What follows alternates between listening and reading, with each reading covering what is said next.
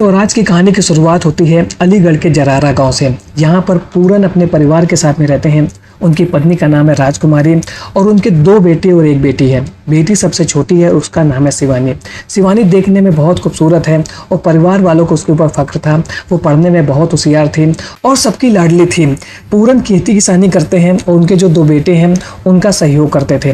परिवार की जो लाइफ थी बहुत अच्छी चल रही थी। घर में पैसे की कमी थी, लेकिन इस तरीके की कोई भी प्रॉब्लम नहीं थी कि घर में किसी तरीके का दुख हो। गाँव के परिवेश में लोगों का एक दूसरे के घर में आना जाना होता रहता है। शहरों की तरह नहीं होता है कि लोग अपने घर में ही बिजी रहते हैं और एक दूसरे से जो बातचीत होती है वो कम होती है। पूरन का भी अपने घर के आस पड़ोस में रहने वाले लोगों के साथ में अच्छे रिश्ते थे। उनका एक दूसरे के घर में आना जाना था। बच्चे भी एक दूसरे के घर में आते जाते थे। और इसी बीच में जो पूरन की छोटी बेटी थी शिवानी, वो भी अपने पड़ोस के वाले घर में आती जाती थी और पड़ोस में रहने वाले एक युवक से शिवानी की दोस्ती हो जाती है। धीरे धीरे ये दोस्ती प्यार में बदलती है और उनके बीच में कब रिलेशन बन जाता है इसके बारे में किसी को कुछ भी नहीं मालूम था। घर आसपास होने की वजह से दोनों को जब भी मौका मिलता था वो एक दूसरे से मिलते थे और उनका जो रिश्ता था वो काफ़ी हद तक आगे बढ़ चुका था। दोनों एक दूसरे से शादी करना चाहते थे, लेकिन जब ये बात पूरन को पता चलती है तो उनको बहुत बुरा लगता है और वो अपनी बेटी को समझाते हैं और बताते हैं कि तुम्हारी शादी उस लड़के से नहीं हो सकती है, क्योंकि यदि ऐसा हो जाएगा तो हमारी बहुत ज़्यादा बेइज्जती होगी। लेकिन यहाँ पर शिवानी अपने पड़ोस में रहने वाले लड़के के साथ रिश्ते में बहुत आगे बढ़ चुकी थी। वो लड़का शिवानी को छू चुका था और इस वजह से शिवानी अब उस लड़के को छोड़ना नहीं चाहती थी और वो उससे शादी करना चाहती थी। उसने शादी की जिद पकड़ ली थी। वहीं दूसरी ओर पूरन, उसका पूरा परिवार उसको समझाने की कोशिश कर रहा था। बहुत ज़्यादा परिवार वालों ने जब उसको समझाया वो नहीं मानी, तो यहाँ पर पूरन ने अपनी बेटी की पिटाई भी कर दी थी और इसके बाद शिवानी ने 1 हफ्ते तक अच्छे से खाना भी नहीं खाया था और वो अनशन पर बैठ गई थी। उसने यही बोला वो शादी करेगी तो अपने पड़ोसी लड़के के साथ करेगी, नहीं तो वो नहीं करेगी। और अब परिवार वाले और साथ ही साथ पूरन बहुत ज़्यादा परेशान था। उसको ऐसा लग रहा था कि यदि शिवानी ने कोई कदम उठा लिया, वो यदि घर से भाग गई या उसने कुछ गलत कर दिया तो उसकी बहुत ज़्यादा बदनामी होगी। और इसी बीच में कुछ ऐसा होता भी है। 17 मई की रात को सभी लोग खाना खाते हैं, उसके बाद अपनी अपनी जगह पर सोने के लिए चले जाते हैं।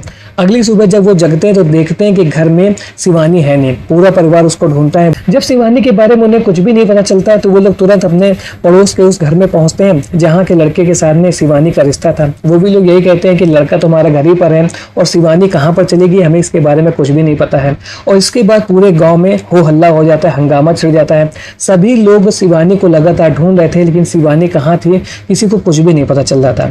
लेकिन यहाँ पर गांव वालों को एक बात बहुत ही ज्यादा अनयूजुअल लग रही थी और वो बात ये थी कि घर से लड़की गायब हुई थी। परिवार वाले उसको ढूंढ भी रहे थे, लेकिन पूरन जो पिता था वो अपनी बेटी को ढूंढने के लिए बहुत ज्यादा कोशिश मशक्कत नहीं कर रहा था और उसने ना तो पुलिस को इन्फॉर्म किया था। लगातार अपनी बेटी को जो ढूंढ तो रहा था, लेकिन यही कह रहा था कि हो सकता है वो कहीं नाते रिश्तेदारी में चली गई होगी, कुछ समय के बाद में आ जाएगी, आप लोग परेशान मत होइए। तो गाँव वालों को भी यही लगा जब परिवार को चिंता नहीं तो हमें क्या दिक्कत है। गाँव वाले फिर अपने काम में बिजी हो जाते हैं। 18 मई का दिन निकल जाता है और इसी बीच में गांव का एक युवक पुलिस को इन्फॉर्म कर देता है और पूरी कहानी उन्हें बता देता है कि गांव से एक लड़की शिवानी है, वो अचानक से गायब हो गई है। वो कहाँ चली गई है उसके बारे में कुछ भी नहीं पता चल रहा है। पुलिस को जैसे जानकारी होती है वो तुरंत गांव में पहुंचते हैं और पूरन से बातचीत करते हैं। यहाँ पर पूरन पूरी वही कहानी उनको बता देता है कि कैसे 17 मई की रात को हम सभी लोग खाना पीना खा करके अपने अपने कमरे में सोए थे। अगली सुबह 18 मई को जब लोग जगे तो शिवानी घर में नहीं थी। शिवानी का पड़ोस में रहने वाले युवक के साथ में प्रेम प्रसंग चल रहा था। हो सकता है वो उसके साथ में चली गई हो या उन्हीं के परिवार वालों ने उसके साथ कुछ कर दिया हो। इस तरीके की जानकारी जब वो पुलिस को देता है तो पुलिस की टीम तुरंत पहुंचती है पड़ोसी के घर में। वो लोग बातचीत करते हैं तो वो लड़का घर ही पे मौजूद था और वो बताता है कि मेरी कोई भी मुलाकात शिवानी से नहीं हुई है। यदि मैं उसके साथ कुछ करता तो मैं घर पर ही क्यों रहता, मैं खुद ही यहाँ से भाग जाता।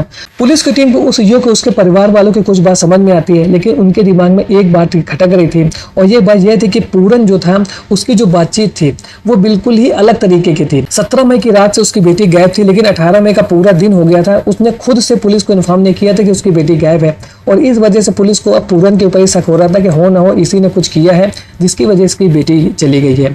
और इसके बाद पुलिस की टीम एक बार फिर से पूरन से पूछताछ करती है और जब वो अपनी तरीके से उससे पूछताछ करती है तो बहुत देर तक पूरन पुलिस के सामने टिक नहीं पाता है और फिर पूरी कहानी खोल करके रख देता है कि कैसे उसने 17 मई की रात को पूरी घटना को अंजाम दिया। पूरन ने ऑन कैमरा पुलिस के सामने यह बताया कि उसने अपनी बेटी का काम तमाम कर दिया है और इसका कारण यही था कि वे पड़ोस में रहने वाले एक लड़के से प्यार करती थी, उससे शादी करना करना चाहती थी, लेकिन मैं इस शादी के खिलाफ था और मैंने उसको साफ साफ समझा दिया था कि उसकी शादी नहीं हो सकती है।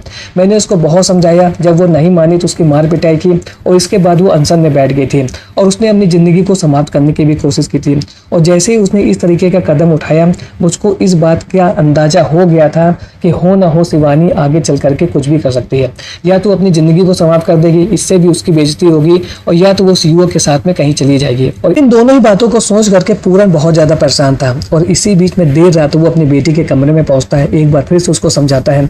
बेटी उसी बात पर अड़ी हुई थी, वह अपने पिता पूरन की बात को समझने को तैयार ही नहीं थी। और इसके बाद पूरन को बहुत ज़्यादा गुस्सा आता है और उसने अपनी बेटी का काम तमाम कर दिया।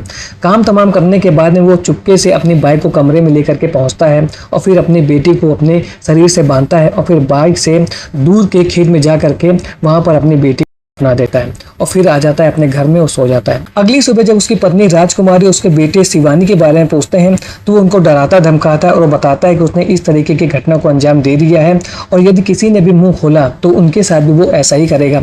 परिवार वाले डर जाते हैं क्योंकि वो लोग तो बीच मझधार में फंस गए थे, एक और बेटी चली गई थी। यदि वो लोग पुलिस के पास पहुंचेंगे तो पूरन को गिरफ्तार कर लिया जाएगा और इसके बाद पूरा परिवार जानबूझ करके शिवानी को ढूंढने की नौटंकी करना शुरू कर देता है।